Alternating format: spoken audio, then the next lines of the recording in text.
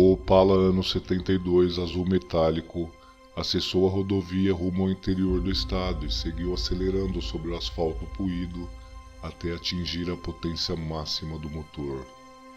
Depois de passar pelo primeiro pedágio, decidiu parar para um lanche de beira de estrada.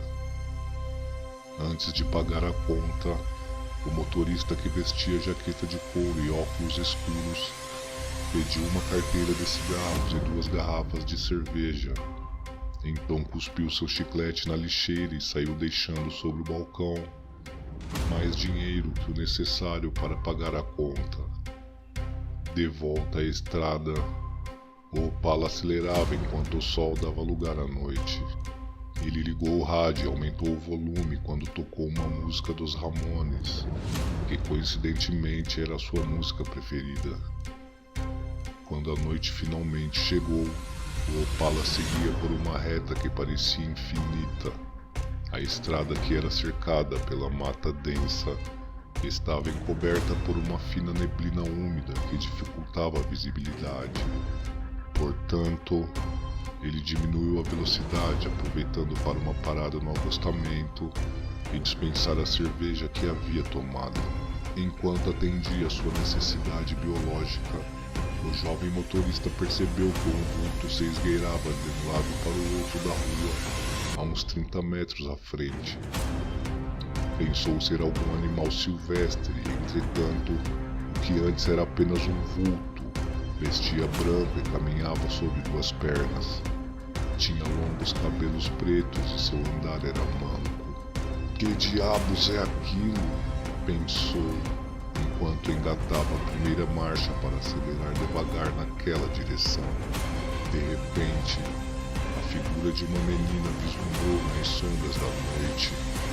Diante daqueles olhos incrédulos, ela ficou parada no meio da rodovia a encará-lo.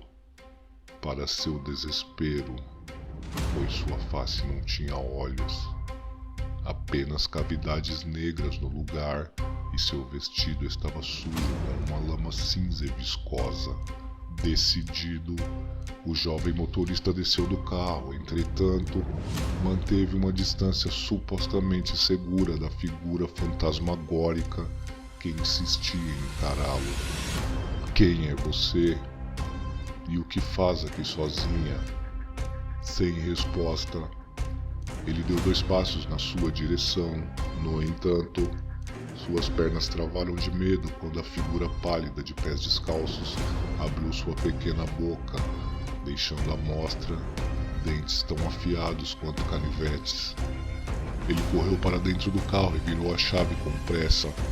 Depois engatou a marcha ré e acelerou, levantando poeira do acostamento.